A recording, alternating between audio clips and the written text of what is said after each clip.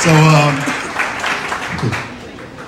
I just want to first allow us the opportunity to congratulate and give a round of applause to Katane for the work that he's done. My brother's keeper, please. He's saying a lot of stuff, but we're here today because of him.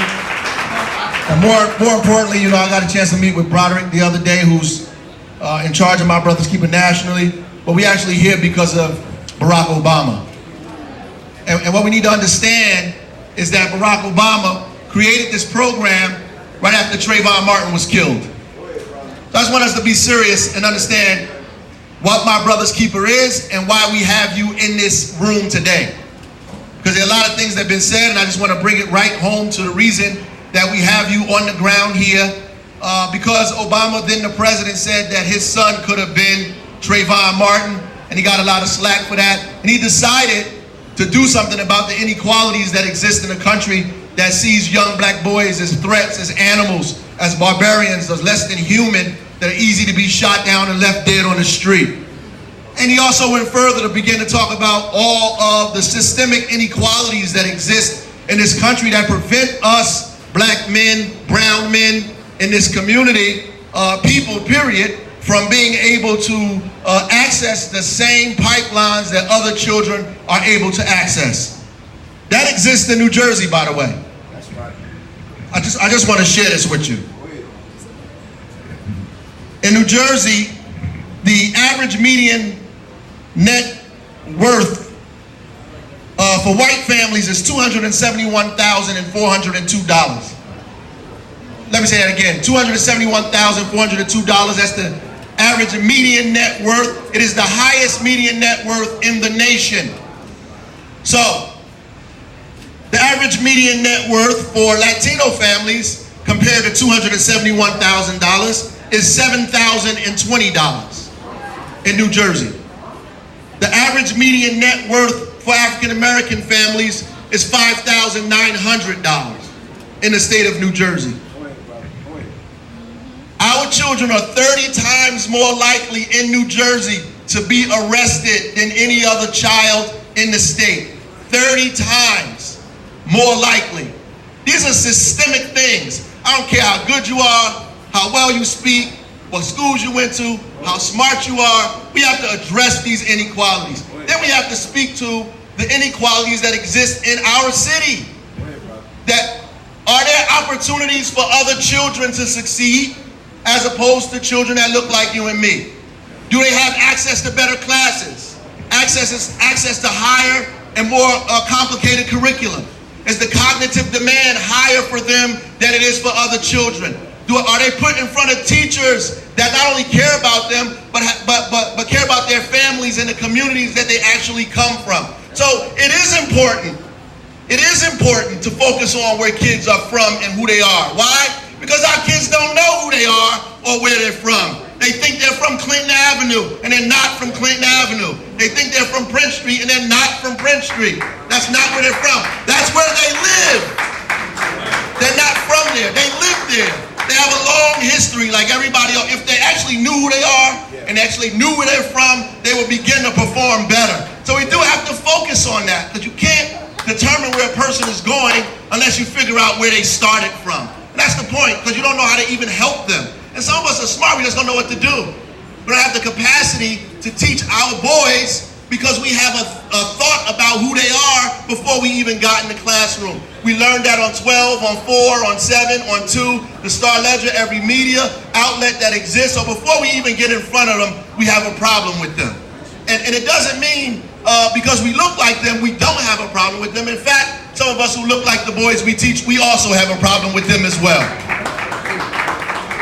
That's just fact. So, I mean, if we just look at how the system in this city is organized, and we try to break those systems up and recreate new systems so that everybody has equal access to the things that are working well. Because there are some things that are working well in this city, right? Kids are graduating. We just did a study today, said more of our kids are going to college than ever before. More kids are going to college than ever before. We just have to figure out how to keep them there. So if we count all of those kids that are going to college, what has not been done is let's kind of differentiate or pull apart or disaggregate how many of those people are black and brown boys. How many of the boys are the ones that are going to college, and how many of them are staying? And if you look at their trajectory, and look at the trajectory of those who are going to college, and really look at how they began and how they ended, what classes they went to, what teachers they had, what subjects they were offered. Because sometimes our kids are in school and not even offered the subjects they need to pass the tests that are put before them. You know that, and I know that. I was a principal, and I know a lot of my kids couldn't even pass tests because they weren't even given the curriculum that was on the test in time. Go ahead, brother. That our kids were put in special ed classes. You want to know what the black boys are? They in special ed. You want to know what the black boys are? They in alternative ed. They're in opportunity youth. That's what the black boys are. They're not in science class. They're not in the calculus class. They're not in the pre-algebra and algebra and honors classes. We're not there. In fact, we make sure they're not there. In the schools that are performing well in the school, in the city. How many black and brown boys are in those schools? How many black boys are in the schools that are performing very well in the city? Count them. You can go to some of these places and count them on your hand. How many are there? That's a systemic problem. That's a systemic problem. And so we could be the best people in the world. When I went to Central High School, we had some great people. You know, when we started making gains, when we started changing the schedules. Not because we brought brilliant people in, we started changing their schedule. That is, we offered them classes that they were not getting. We gave them new classes, new material, more information. We made the work difficult and harder, and we did not say we can't give them harder work because they can't do it. We gave them harder work because they knew they could do it, but we gave them support to get through it. That's what we did. A lot of our kids didn't even have geometry before they took the HESPA. We gave it to them. They had a course that forced us called Foundations Math. You math teachers know that course.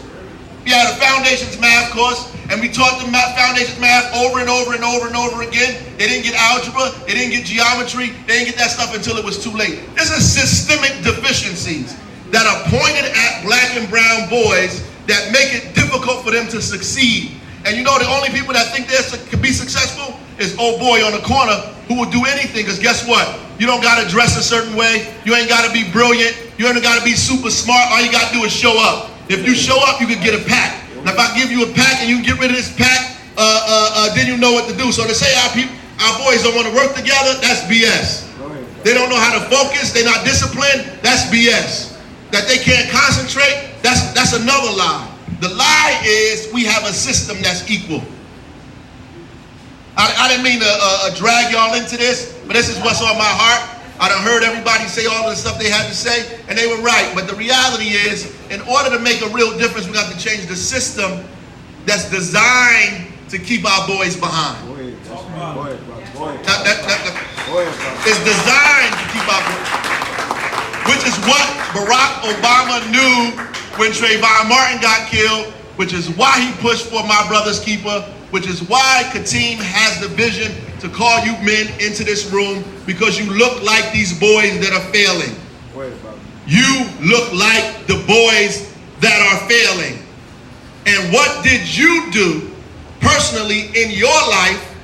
What did you have access to in your life that got you where you were as opposed to University Hospital? Good question, brother. Good question. What did you have access to? And whatever it is, when you figure it out, I want you to give it to my babies. Go ahead. You give it to these boys.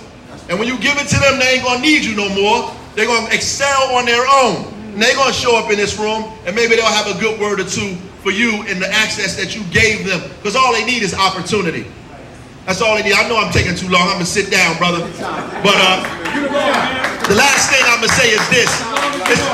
This is why I believe this, because people think we excel in sports because we got some genetic thing going on. We excel in sports because it's fair.